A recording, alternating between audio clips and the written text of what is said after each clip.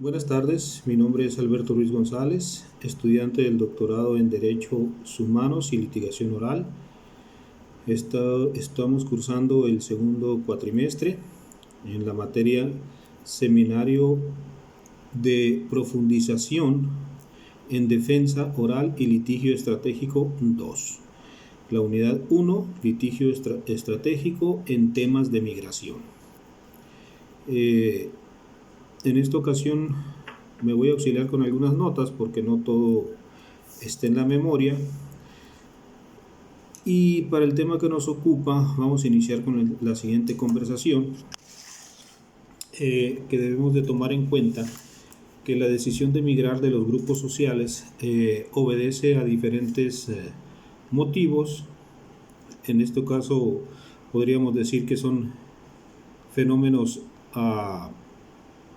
que se vinculan con la falta de trabajo, la persecución política ideológica en algunos países, la inseguridad producto de la violencia, sobre todo generada por el crimen organizado, por las guerras, la persecución étnico-religiosa, los problemas socioeconómicos, como son las crisis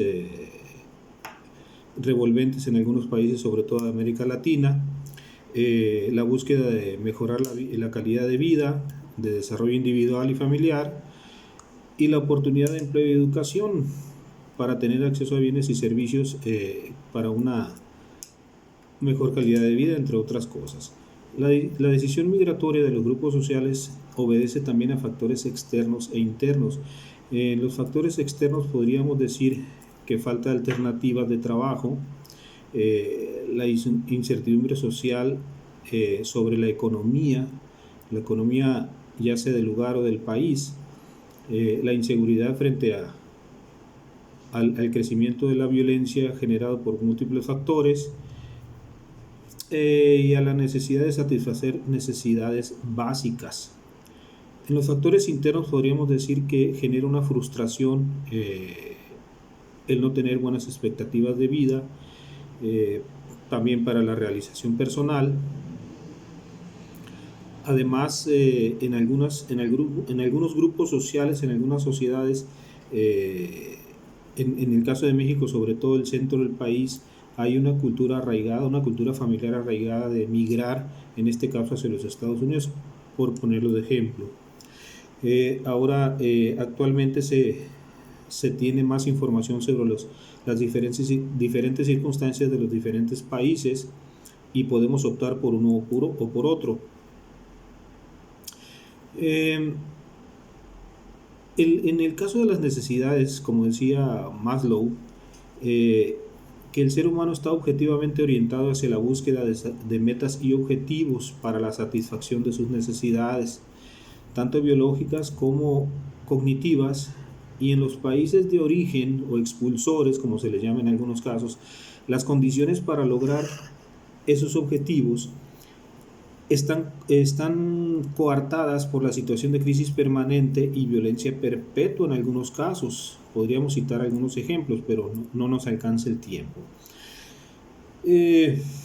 Bajo estos planteamientos, los supuestos serían, por ejemplo, que la inseguridad laboral determina causas de frustración en las personas, de realización económica, no hay crecimiento económico, no se pueden hacer planes a largo plazo, sino planes inmediatos. La inseguridad que produce de manera progresiva la violencia por cuestiones de delincuencia organizada o inclusive por guerras, como en este caso sucede en Ucrania y en otros países. Obviamente los grupos sociales buscan abandonar la comunidad donde viven. Por ejemplo, en el caso de Ucrania se tienen que establecer corredores humanitarios por donde la gente puede pasar de manera segura, buscando la seguridad de otros países.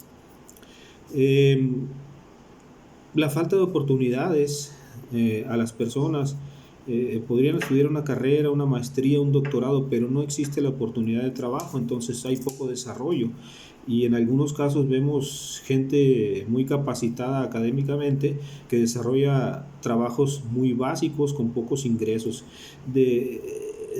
Se puede catalogar una cuestión laboral precaria. Y justamente esas personas preparadas que no encuentran un trabajo adecuado ni ingresos, obviamente van a buscar migrar hacia otros países que sí les puedan reconocer y que sí haya oportunidades. Ahora, en la migración, en cuanto a la idea de migración, en la mente del grupo social, aparece de manera imaginaria el país a donde ellos piensan dirigirse como un espacio de grandes oportunidades, económicas sobre todo, porque primero está solventar las necesidades básicas. La búsqueda de mejores oportunidades de vida es lo que los estimula a migrar. Esto obviamente trae consecuencias políticas, económicas y sociales, tanto para el país de origen como el país receptor, inclusive para el país de tránsito. En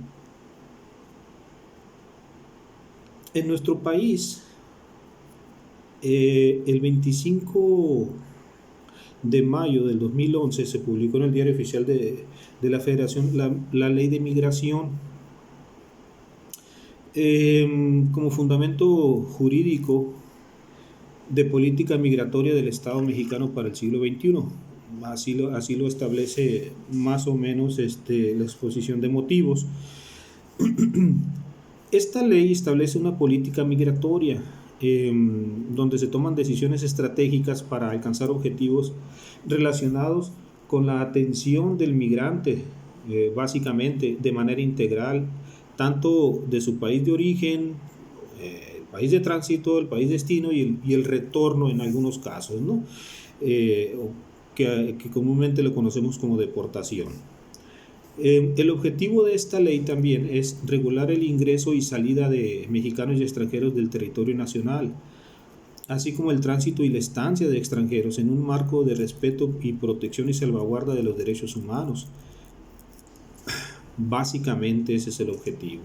Obviamente establece ciertos principios para cumplir eso, que es el respeto irrestricto a los derechos humanos, la no criminalización del migrante irregular, una responsabilidad compartida entre el país de origen y el país receptor o de tránsito, la facilidad de movilidad internacional de personas salvaguardando el orden y seguridad. Es un principio muy importante. También el principio de unidad familiar e interés superior del niño, es decir, no desintegrar a las familias, el reconocimiento de los derechos adquiridos de los migrantes y la equidad entre extranjeros y nacionales. Como se mencionó, en esos principios se reconocen los derechos y uno de los puntos muy importantes que establece la ley de migración es la protección al migrante, que es garantizar los derechos justamente de los migrantes en salud, educación, acceso a la justicia. También establece la distribución de competencias, es decir, se establecen muy bien las competencias en cuanto a las autoridades que van a ser las encargadas de la situación de migración. Define la política migratoria y esta será establecida por el Poder Ejecutivo, y obviamente se funda de manera legal el Instituto Nacional de Migración. También esta ley le da un fortalecimiento a la seguridad, regula el uso de tecnología y la interconexión de sistemas y bases de datos entre instancias de seguridad, es decir, comunicarse de manera eficaz entre las diferentes instancias. Obliga a las empresas transportistas a transmitir al Instituto Nacional de Migración la información avanzada de pasajeros, cuestión muy importante. Regula las segundas revisiones y el rechazo de filtros de internación. Actualiza o moderniza la gestión, sustituye el régimen de 38 calidades migratorias por un sistema de 9 condiciones de estancia. Fortalece las medidas de seguridad de la documentación migratoria utilizando la tecnología a través de tarjetas de residencia que sustituyen las formas migratorias anteriores.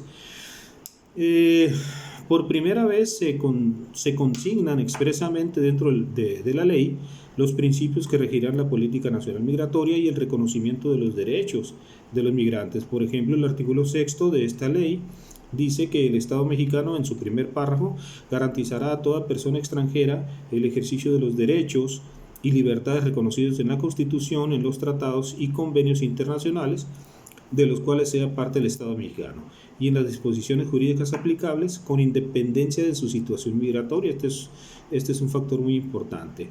Además, también establece los delitos en el título octavo, que se denomina de los delitos en materia migratoria. En 4 artículos del 159 al 162 se tipifican delitos migratorios y se establecen las penas.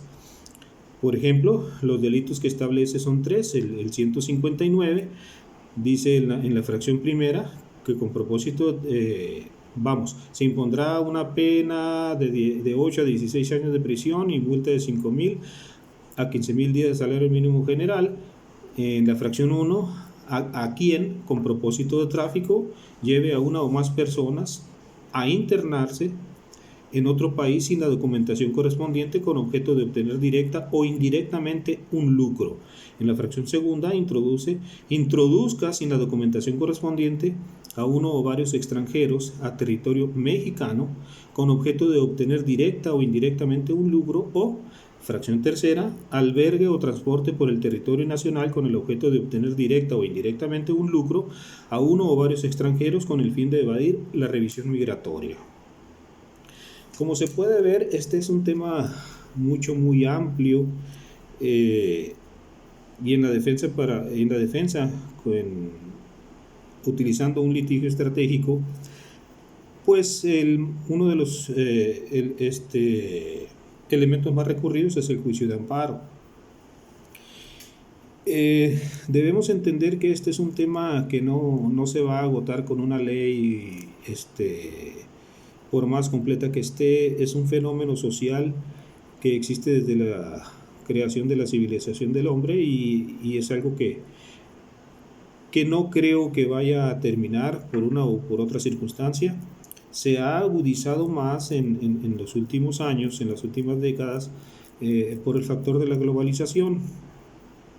Algunos lo entendemos bien, otros lo entendemos de diferente manera, y buscamos oportunidades en otros países, o simple y sencillamente buscamos migrar para poder tener siquiera los elementos básicos o el mínimo vital para seguir desarrollándonos, inclusive proteger a la familia.